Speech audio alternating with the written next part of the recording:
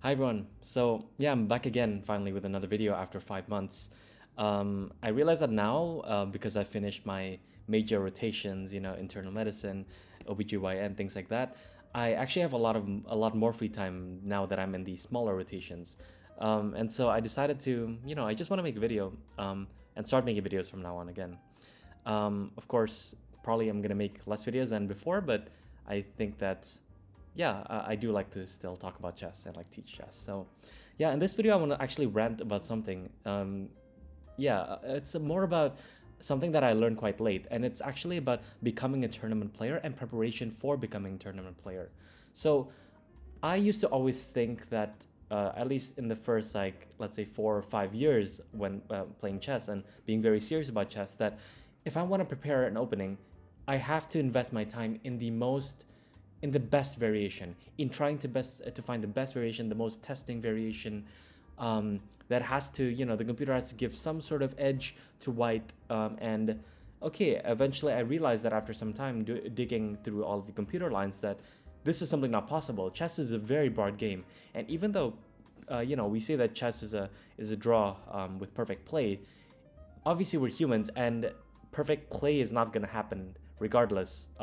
Perhaps if we have like very good preparation, that may be possible. But if we are able to surprise our opponents, and this is especially useful in a tournament setting, if we're able to surprise our opponents, then most likely we're gonna have the advantage. Like, be it practical, like not even just objective, but at a practical level. If we have better preparation than our opponent, we're gonna know more about the position compared to our opponent, and so it means that we can choose lines and variations and deviations where we may be better prepared than our opponent, but the computers might say that it's all 0 zeros. So, I was investigating some interesting lines after watching a couple lectures from the U.S. Chess School by I.M. Josiah Stearman, and he went through one of his games and it was really instructive, and I recommend watching his entire tournament series on YouTube here. I just want to give a couple examples. So, I was looking at the Ruy Lopez here, bishop b5 and a6, the main line, bishop a4, knight f6. I just wanted to talk about one specific variation after castles. Bishop e7, this is the most classical response. Rook to e1, just defending the e4 pawn, b5, bishop b3. Yeah, sure. Like, this is nothing new from, any, every single person knows this basically, that this is like the main line, right? And essentially, from this position after black castles, we understand that this is first off an invitation to what is called the Marshall Gambit. So first off, black can play the move d6 here and enter the so-called closed Ruy Lopez, and then white normally plays the move c3. Since now, because black has defended the e5 pawn, it means that they are actually threatening to go knight e5 here to try to win our bishop. So we go c3, giving our bishop a square on c2, as well as preparing d4. Black castles, and here, because we want to actually play with d4, but we don't want to run into bishop g4, for example, this line, is quite possible, and this is perfectly playable first off. So many grandmasters have gone into this position and been perfectly happy, even though this is not what a lot of people recommend. So first off, that's one interesting point, that you can actually study this variation, and if you think that the positions are interesting enough and imbalanced enough that you think that your preparation can actually take your opponent out of their book, then this is perfectly playable. But normally white plays a move h3 right in this position, and then we enter either knight e5, the Chigorin, knight b8, or bishop b7, the Zaitsev, or rook e8 obviously, and all those moves are possible. But if we want to avoid after, let's say, black castles here, we cannot exactly go for the same positions if we go for c3, because black can play the move d5 and enter the so-called Marshall Gambit. And essentially, this is a very strong gambit because the e5 pawn is going to be lost.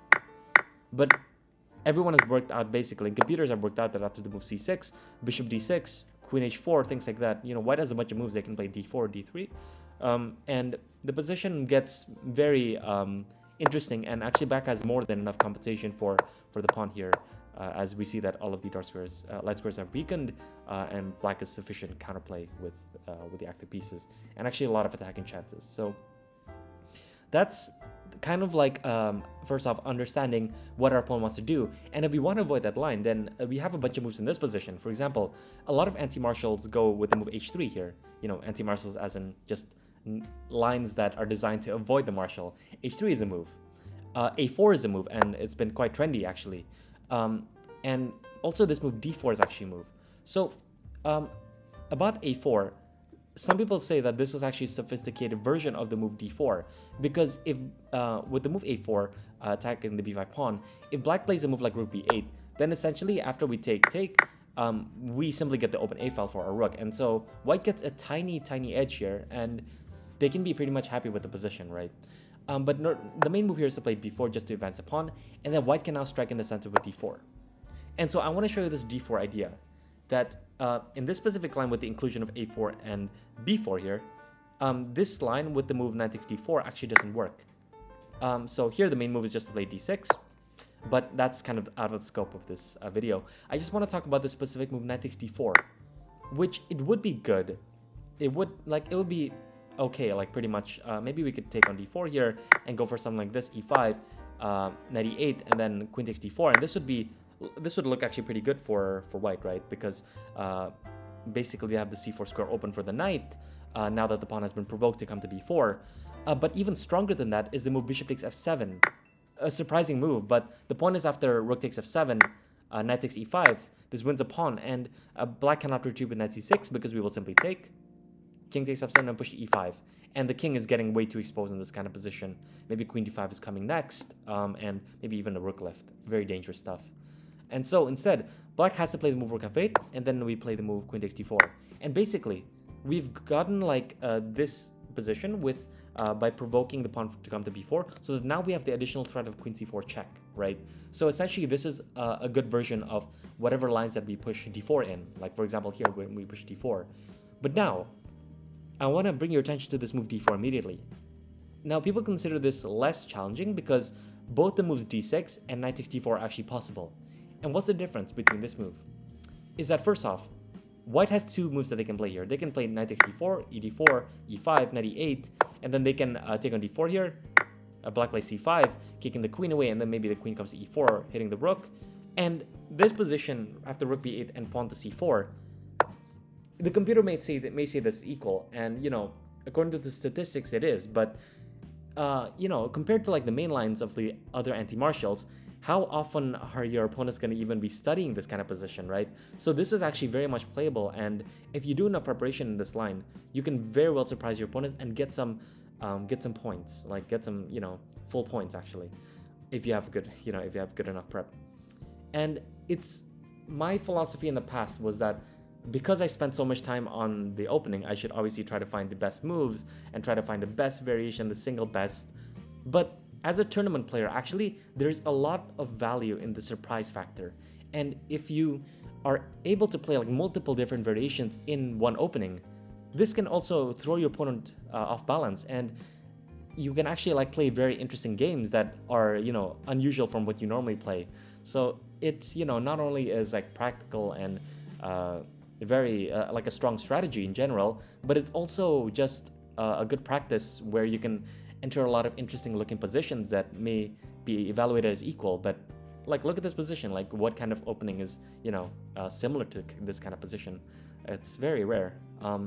And other than that, instead of knight takes d4, even the move bishop takes f7 is possible, and it doesn't win after let's say rook takes f7, knight takes e5, and then the rook comes back to f8, queen takes d4, and after c5 here, or bishop e7, they both are very similar, but the point is that black should probably play c5 here, since white has not prevented them from doing that. And even in this position, white can play the move queen d1 or queen c3. Queen c3 is very interesting to have ideas of queen b3 check.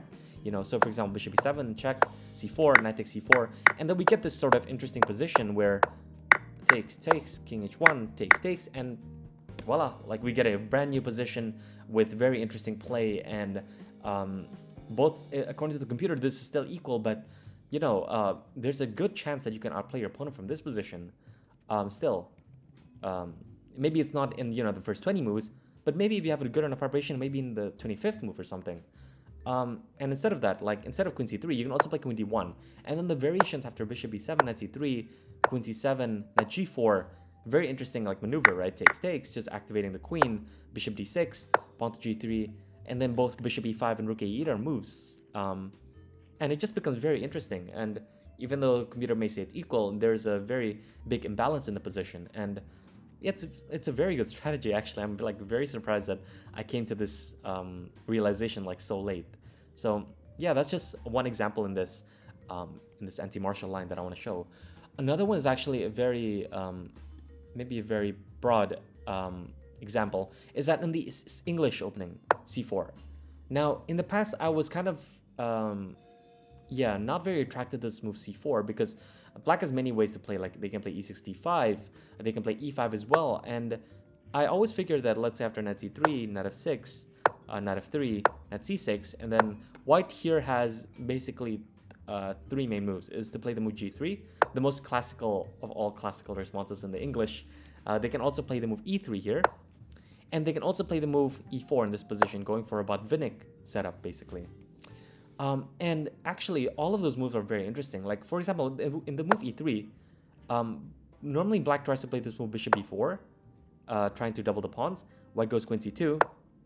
And in this position, if black castles, then there's a very famous idea to go knight d5, and then after rook e8, to go with the move queen to f5.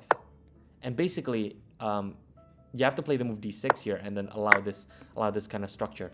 Queen takes f6 and gf6 are both possible. But essentially, we get this sort of position where computer values this as equal, but I would say that a lot of white players are going to be happy to enter this sort of position.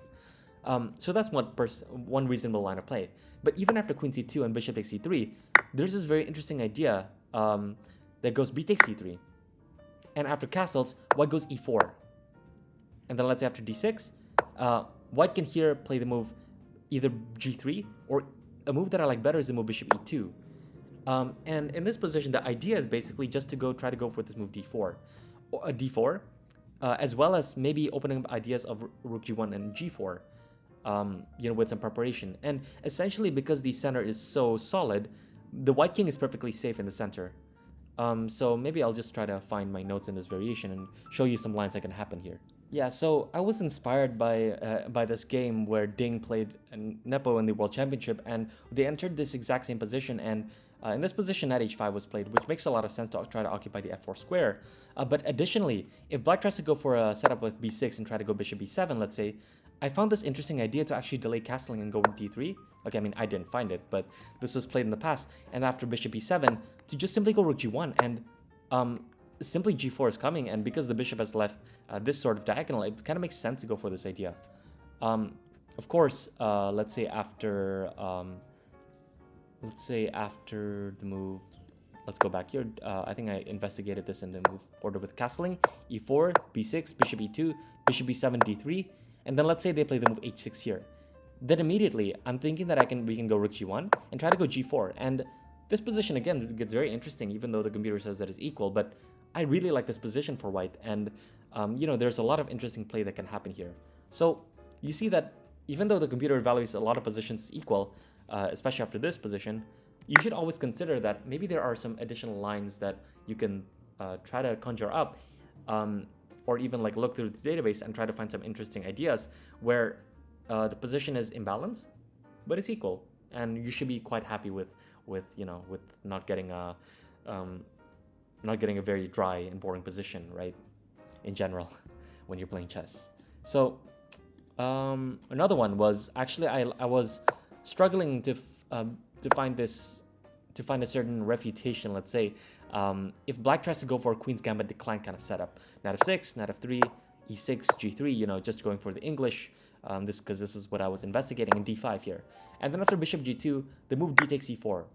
Now, I play this move myself as black, which is why I thought that this position is such a tough nut to crack, because the main move in this position is to play the move queen a4 check. And then after knight bd7, queen takes c4. Normally black plays the move c5 or a6, doesn't really matter, and the white goes queen c2 back, just prophylaxis against b5.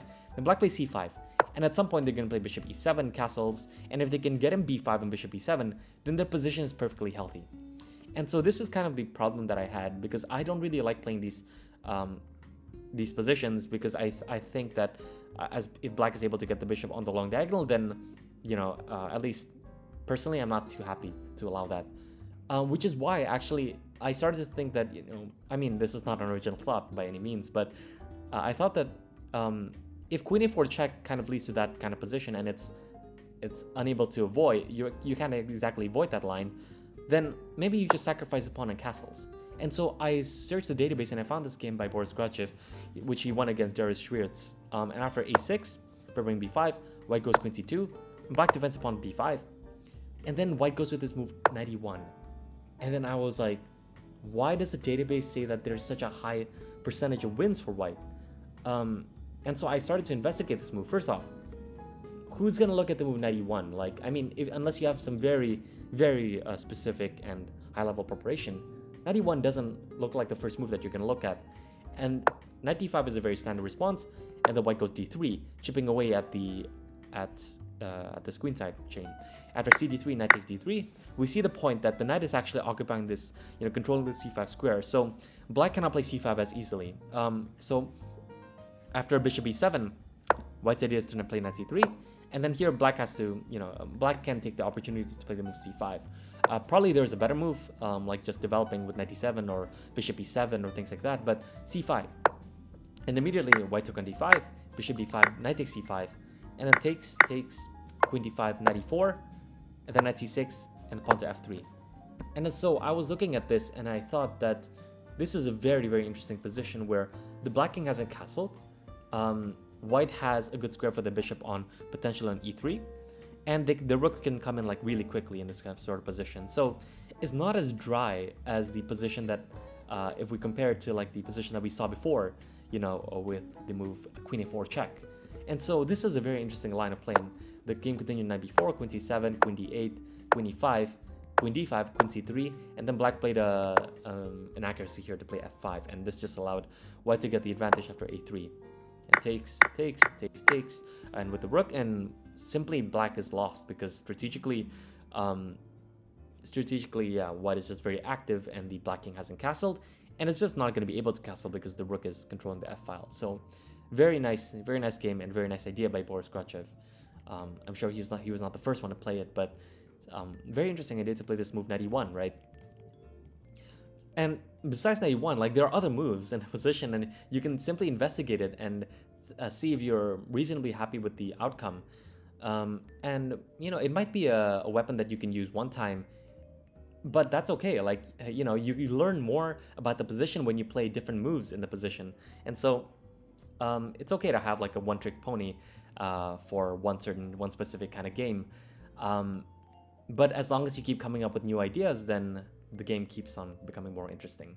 So yeah, that was a bit long to basically get to the point that you should try to investigate the other options, especially in your preparation. If you have a lot of time, you should look at moves that are unusual or rarely played. Check the engine, of course, make sure that it's sound and not something dubious. But yeah, that's basically my rant for today. So thanks so much for listening. See ya.